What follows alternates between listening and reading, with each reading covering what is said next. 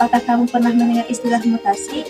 Dalam film superhero, mungkin kamu tahu kalau mutasi itu menyebabkan munculnya kekuatan spesial yang ada di superhero seperti Superman, Batman, dan lain-lain.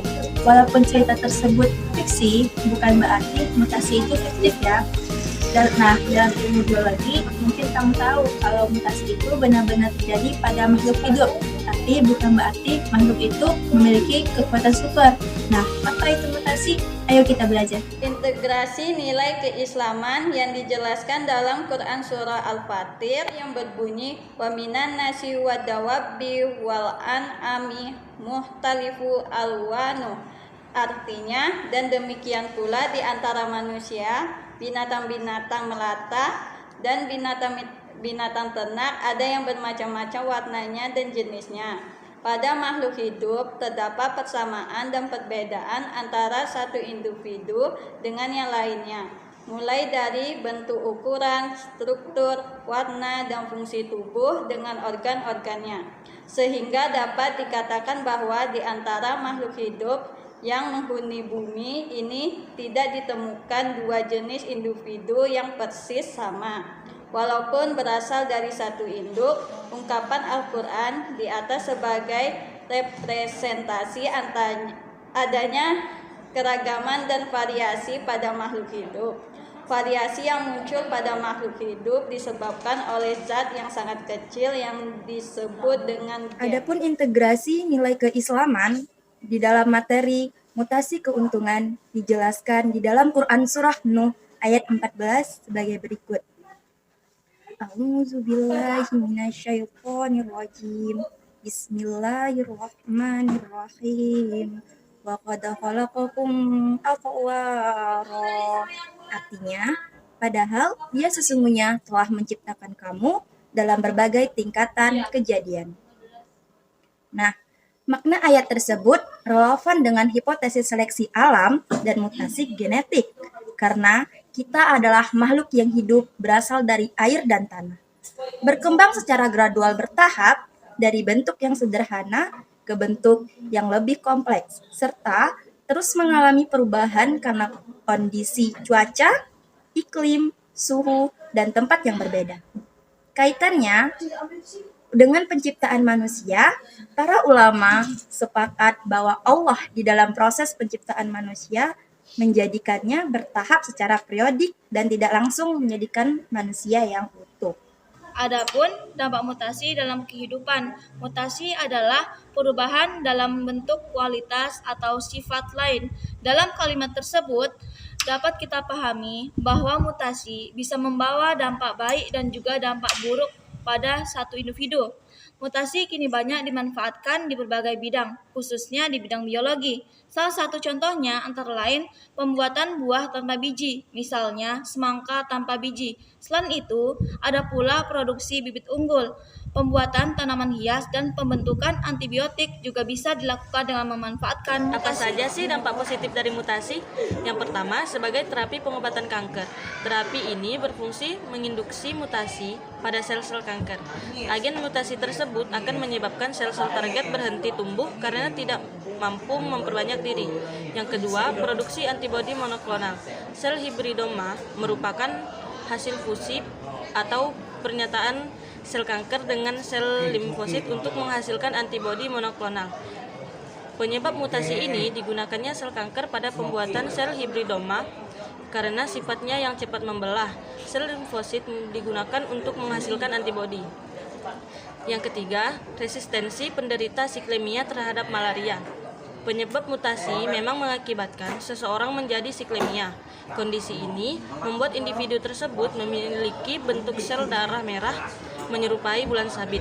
Dengan kondisi tersebut, penderita siklemia akan lebih sulit tertular malaria. Yang keempat, peningkatan hasil tanaman. Dengan kemajuan teknologi pengetahuan, penyebab mutasi dimanfaatkan untuk dapat meningkatkan sesuatu dalam bidang biologis, seperti buah poliploidi yang tidak memiliki biji. Berikut ini contoh-contoh mutasi yang menguntungkan. Pertama, buah poliploidi. Buah poliploidi merupakan salah satu contoh hasil mutasi buatan yang menguntungkan bagi manusia. Contoh buah poliploidi antara lain semangka tanpa biji, buah anggur tanpa biji, yang dibuat dengan cara merendam benih yang akan ditanam dengan cairan kolkisin. Yang kedua, ada padi atomita. Padi atomita adalah padi yang dihasilkan melalui teknik radiasi. Padi atomita merupakan jenis padi unggul hasil mutasi dengan radiasi sinar gamma yang dilakukan oleh batan. Kelebihan padi atomita yaitu umur tanam lebih pendek, dapat ditanam di daerah kering atau musim kemarau. Tahan hama, wareng coklat, dan wareng hijau. Yang ketiga, ada tanaman Sansevieria. Mutasi pada tanaman Sansevieria yaitu adanya penambahan variasi penampilan dan karakter sehingga dapat meningkatkan nilai jual. Yang keempat, Heterochomia iridum. Heterochromia adalah mutasi genetik langka yang membuat seseorang memiliki warna iris berbeda. Kondisi ini bisa diuntungkan maupun karena penyakit tertentu. Yang kelima adalah glowfish. Glowfish awalnya diciptakan untuk menjadi peringatan bagi polusi air.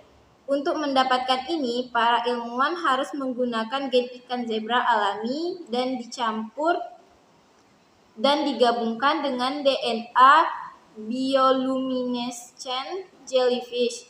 Hasilnya seperti gambar berikut. Yang keenam, ada jeruk mandarin kino. Jeruk mandarin kino ini hasil pembibitan secara mutasi. Terasa sangat manis, segar, termasuk jeruk seedless, tidak berbiji, berkulit tipis dan mudah dikupas, serta dapat tumbuh di padang pasir. Kino juga mutasi genetik, dikembangkan hampir 1 abad lalu di UC Davis. Jeruk kino adalah hasil dari bibit mutasi atau teknik rekayasa genetik. Peneliti menyinari tanaman muda dengan sinar X, sinar gamma, atau bahan kimia mutagenik. Hasilnya, mereka mendapatkan tanaman yang super power seperti kino, yang sangat kuat, lezat, dan hampir tanpa biji. Yang ketujuh, ada jambu biji tanpa biji. Jambu biji, buah yang satu ini dikenal dengan sebutan jambu biji karena jumlah bijinya yang berlimpah. Namun, kini justru marak buah jambu biji yang ditawarkan tanpa adanya biji. Buah jambu biji tanpa biji biasanya dikenal dengan sebutan jambu kristal. Jambu kristal ini punya bentuk bulat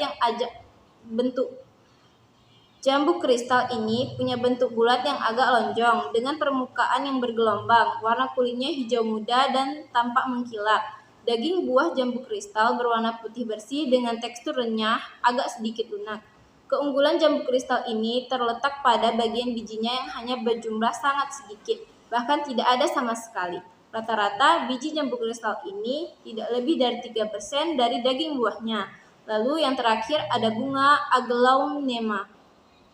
Dengan peristiwa mutasi, dapat didapatkan tanaman hias yang memiliki nilai ekonomi tinggi. Misalnya yang populer di masyarakat saat ini adalah tanaman hias aglaonema. Harga tanaman ini mencapai puluhan juta rupiah. Hal ini bisa dijadikan peluang bisnis yang menjanjikan. Varietas baru ini dapat dihasilkan dengan pemberian kolkisin pada tanaman. Jadi, kesimpulan dari dampak mutasi, tidak selamanya mutasi membawa dampak merugikan. Mutasi juga dapat memberikan manfaat bagi kita. Para ilmuwan banyak memanfaatkan peristiwa mutasi demi kepentingan di bidang pengobatan, penelitian, meningkatkan kualitas tanaman pangan, dan menghasilkan spesies-spesies baru. Akhirnya, semua terpulang pada bagaimana manusia memanfaatkan setiap fenomena dan menjadi suatu peluang yang bermanfaat bagi manusia dan kehidupan.